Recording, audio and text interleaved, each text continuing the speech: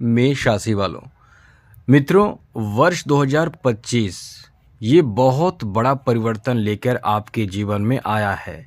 ऐसा इसलिए कि बहुत बलवान ग्रह माने जाते हैं शनि, और शनि हर 30 वर्षों बाद इंसान के जीवन में साढ़े साती का प्रकोप देते हैं। तो ये समझ लें कि आप पर शनि की साढ़े साती आने वाली है। इसके साथ साथ मित्रों, शनि की साढ़े साती से बहुत लोग आपको डरा रहे होंगे, लेकिन हम आपको ये बता दें, बिल्कुल भयभीत होने की ज़रूरत है ही नहीं, क्योंकि शनि रहेंगे मीन राशि में। मीन राशि में जब शनि रहेंगे तो शनि उस घर में रहेंगे जिस घर का जो स्वामी हैं, यानी मीन राशि के स्वामी हैं, वो हैं देव गुरु बृहस्पति। और बृहस्पति से देव गुरु बृहस्पति को शनि सम्मान करते हैं। कोई ना तो दुश्मनी है और ना ही मित्रता है। मित्रता होने में भी अच्छी बात होती है, दुश्मनी होती है तो बुरी बात होती है, लेकिन शनि गुरु को सम्मान करते हैं। अब इस कारण से गुरु के घर में होकर आपके ऊपर, जिसके ऊपर शनि की साढ़े साती की शुरुआत रहेगी, उसके ऊपर शनि का बुरा प्रभाव बिल्कुल भी ज़्यादा नहीं पड़ेगा। हाँ पड़ेगा, लेकिन उतना ज़्यादा नहीं पड़ेगा। तो ये तो आप बिल्कुल अपने दिमाग से निकाल दें। लेकिन थोड़ा बहुत भी नेगेटिव प्रभाव पड़ेगा तो वो थोड़ा बहुत भी ना पड़े, इसके लिए आप कुछ ज़रूरी जानकारी ज़रूर रखिए, जो इस वीडियो में हम आपको बताएंगे। मेष राशि वालों, एक बात आप इस समय नोट कर लें कि इस वर्ष यानी वर्ष 2025 में आपके द्वितीय भाव, नवम भाव, सप्तम भाव, प्रथम भाव, लाभ के भाव, पंचम भाव, तृतीय भाव, ये ऐसे भाव हैं जो बहुत एक्टिव हो जाएंगे, जिसका प्रभाव आपके जीवन में समझ लें कि इतिहास बदल कर रख देगा। क्योंकि ये भाव अपने आप में धन बढ़ाने वाला भाव, किस्मत साथ देने वाला भाव माना जाता है। ऐसे समझिए, एक तरफ शनि की साढ़े साती रहेगी और दूसरी तरफ आपका एकादश भाव को देव गुरु बृहस्पति देखेंगे, 9th हाउस को गुरु देखेंगे। और साथ ही साथ मित्रों, इस वर्ष आपके जीवन में ज़बरदस्त परिवर्तन होगा, क्योंकि इस पूरे वर्ष में ग्रहों का जो प्रभाव रहेगा वो बहुत ज़्यादा अच्छा रहेगा। क्योंकि नवम दृष्टि से गुरु एकादश भाव को, सप्तम दृष्टि से नवम भाव को और पंचम से सप्तम भाव को देखेंगे।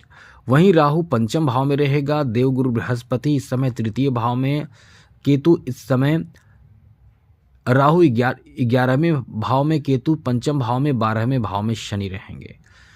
तो ऐसे में मित्रों, आपके लिए ये पूरा वर्ष कैसा रहेगा, ये वीडियो पूरा देखिए। हम आपको इस वीडियो में विस्तार से बताएंगे, जानकारी देंगे, और इस उपाय को समझकर जो उपाय बताएंगे कि आपको क्या करना है, जिससे शनि का प्रभाव भी आपके ऊपर नेगेटिव प्रभाव ना दे। उपाय समझ लीजिएगा तो बिल्कुल आप परेशान नहीं होंगे, चिंता फ्री रहेंगे, क्योंकि ये वर्ष आपका समझ लें कि इंतज़ार ख़त्म हुआ। क्योंकि ये वर्ष आपके एकादश भाव एक्टिव हो जाएगा, नवम भाव एक्टिव हो जाएगा, पंचम भाव एक्टिव हो जाएगा। तो चलिए विस्तार से चर्चा करेंगे, आगे बात करें। उससे पहले कहेंगे मित्रों, डेली आपको हम अच्छी जानकारी देते रहते हैं, ज़रूरी जानकारी हम देते रहते हैं। यदि आप इस चैनल पर पहली बार आए हैं तो चैनल को सब्सक्राइब कर लीजिएगा ज़रूर, जिससे वीडियो डेली आपको मिलता रहेगा। कैसे करना है, वीडियो के नीचे सब्सक्राइब बटन देखिए, उसको दबा दीजिए, फिर घंटी के ऑल वाला बटन ज़रूर दबाइएगा और लाइक भी ज़रूर कर दीजिएगा। चलिए, सबसे पहले तो आपको बता दें मित्रों, ये जो समय आपका रहेगा, ये आपके लिए कह सकते हैं कि एक तरह से वरदान साबित होगा। हाँ, थोड़ी नेगेटिव प्रभाव, पॉजिटिव प्रभाव वो तो आपके जीवन में होता ही रहता है।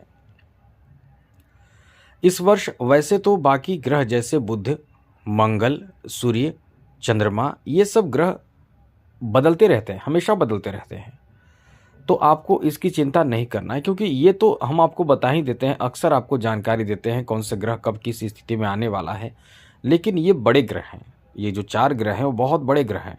ये एक बार जिस स्थान पर चले जाएंगे वो बहुत लंबे समय तक, जैसे शनि 2.5 वर्षों तक एक ही राशि में रहते हैं, राहु 18 महीनों तक, केतु भी 18 महीने तक, और राहु केतु एक ही डेट में अपना राशि बदलते हैं।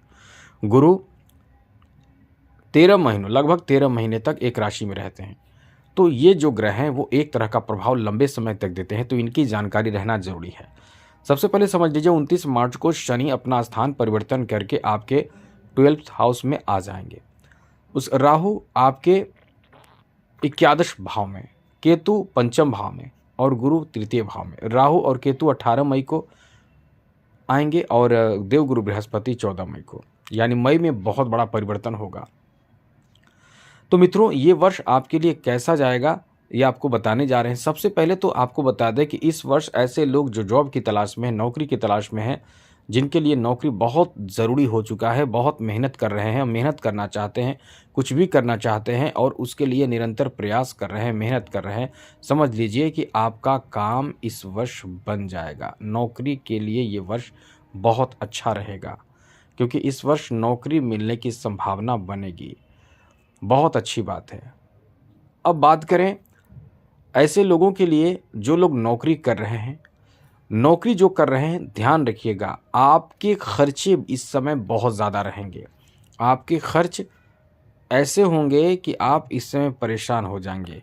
आपको ये ध्यान रखना चाहिए कि इस वर्ष आपके खर्च के कारण, चाहे आप कहीं भी खर्च करें, बेकार कहीं खर्च हो, इस वर्ष आपको बहुत ज़्यादा समस्या उत्पन्न कर देगा। खर्च के कारण आप बहुत परेशान हो जाएंगे। खर्चों पर नियंत्रण आपको रखना पड़ेगा। हाँ, खर्च सही जगह पे कर दे। पैसे को अपने पास ना रख के आपके जीवन साथी हैं उनके नाम में रखिए। हम सलाह भी आपको देते जा रहे हैं। पैसे को अपने नाम में ना रखें, अपने जीवन साथी के नाम में रख दें। बच्चों के नाम में रख सकते हैं, माता पिता भाई बहन किसी के अपनों के नाम में रखें, अपने पास बिल्कुल ना रखें। ये चीज़ यदि आप मान लेते हैं तो आप निश्चित रूप से बच जाएंगे, वरना आपके पास आए हुए पैसे आपके पास टिकेंगे नहीं।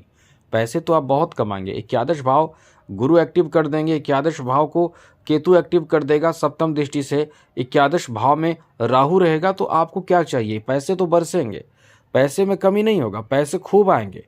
लेकिन अब ये पैसे आएंगे तो पैसे चले जाएंगे तो दिक्कत किसी को भी होगा। जैसे आप कमाते हैं, पैसे आते हैं, इनकम होता है और महीने में सैलरी मिलती है 1 तारीख को या जो भी मिले, जिस भी डेट को मिले, और पता चलता है कि पूरे महीने हुए नहीं, आधे महीने में ही पैसे ख़त्म हो गए। यही होगा, आप नोट कर लीजिए, यही होगा, आप नोट कर लीजिए।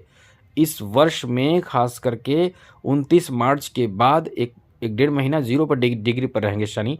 अब ये डिग्री बढ़ जाएगी तो आपको पता चलेगा। इसलिए यदि पैसे आपको मिले, 50% पैसे को अलग हटा दें कि वो खर्च नहीं करना है, वो अपने किसी के नाम में कहीं बैंक अकाउंट में जमा कर दें। बाकी पैसे को आप यूज़ करें और खर्चों पर नियंत्रण रखें, वरना पहले का भी अकाउंट आपके खाली करना शुरू कर देंगे और पैसे भी खूब आएंगे। बिजनेस कर रहे हैं तो बिजनेस समझ लें कि एकदम से बहुत तगड़ा चलेगा। यहाँ लाभ के भाव में बैठे रहेंगे राहु और केतु। सप्तम दृष्टि से एकादश भाव को देखेंगे, नवम दृष्टि से एकादश भाव को गुरु भी देखेंगे। तो पैसे प्राप्ति, धन आने में कोई रुकावट नहीं होगा, पैसे तो खूब आएंगे। आप समझ लें कि एक बात कह दें कि माला माल हो जाएंगे। पैसे इतना तेज गति से आएगा कि माला माल हो जाएंगे आप। इतिहास भी आपका बदलेगा, आप खुद बदल दोगे, क्योंकि इतना पैसा आएगा कि हो सकता है कुछ ज़मीन जायदाद की खरीदारी की बात हो जाए। पंचम भाव में केतु बैठकर कहीं अचानक से बहुत बड़ा तोहफा आपको दे दे, पैसे, धन या कोई ऐसे आपको पैसे, आपके ऐसे प्रॉपर्टी प्राप्त हो जाए जो आपके जीवन को बदल कर रख दे। ऐसी स्थिति इस समय बन रहे हैं।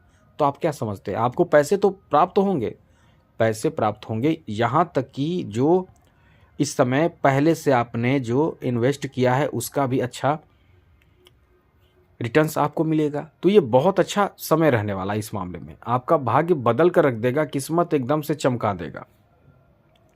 साथ ही साथ इस वर्ष जो है वो आपके कैरियर को लेकर भी बहुत अच्छा समय है। विद्यार्थियों के लिए भी ये बहुत अच्छा समय साबित होने वाला है। विद्यार्थियों को भाग्य को जगा देगा, किस्मत को बदल देगा और शानदार प्रदर्शन करके, अच्छे रिजल्ट प्राप्त करके खुद के किस्मत को, विद्यार्थी खुद के किस्मत को बनाएंगे। साथ साथ इस वर्ष आपके बिजनेस व्यापार बहुत अच्छा चलेगा। गुरु की दृष्टि सीधे सप्तम भाव पर रहेगी, व्यापारिक स्थिति बहुत अच्छे रहेंगे। आप पैसे भी खूब प्राप्त करेंगे, धन भी खूब प्राप्त करेंगे, जीवन साथी का सपोर्ट आपको बहुत मिलेगा। साथ साथ यदि आप कुंवारे हैं, आपकी शादी की उम्र हो चुकी है फिर भी शादी नहीं हो पा रही है, तो समझ लें कि थोड़ा इंतज़ार और कीजिए। वैसे तो बहुत अच्छा समय रहेगा ये वर्ष।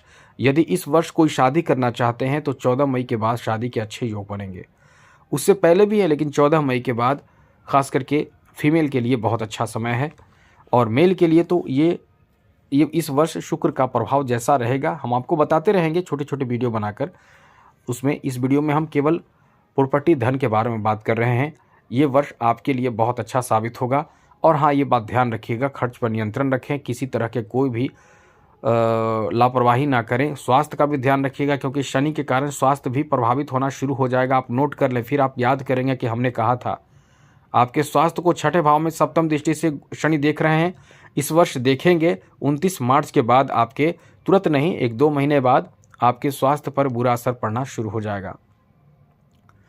कभी आप टाइफाइड से ग्रसित हो जाएंगे, कभी आप मतलब कुछ न कुछ परेशानी आपको मिलेगा, जिससे खर्च बढ़े रहेंगे, परेशानी बढ़ी रहेगी, ये ध्यान रखिएगा। काम में कभी कभी सफलता नहीं मिले तो परेशान नहीं होना। एक बात आप नोट कर लें, यही आपके नया पार करेगा। नोट कर लें क्या करना है, जिससे कि स्थिति आपके पक्ष में रहे, क्योंकि ये वर्ष ऐसा है कि आपके धन से परिपूर्ण आप इतिहास बदलेंगे, लेकिन थोड़े से परेशानी शनि देंगे, बहुत कम देंगे, लेकिन इसका उपाय कीजिए। क्या करना है, पश्चिम दिशा की ओर मुँह करके पीपल के पेड़ में जल दीजिए, या पश्चिम दिशा की ओर मुँह करके शाम के समय आप अपने घर में ही बैठकर, लेकिन शुद्ध पवित्र जगह पे ऊनी वस्त्र पर बैठकर शनि के मंत्र ओम प्राम प्रीम प्रोम शः शनिचरानम, इस मंत्र का जप कीजिए। गरीब लाचार जो असहाय मजबूर हो उसको भरपेट भोजन कराइए, या फिर शिव जी को 1 लोटा जल जिसमें थोड़ा सा गुड़ डालकर अर्पित कीजिए। ये सब कीजिए, बहुत उपाय है, और भी उपाय हम आपको बताएंगे। आज के लिए इतना ही। चैनल को सब्सक्राइब रखिएगा। जय माता दी, राधे कृष्ण, ओम नमः शिवाय।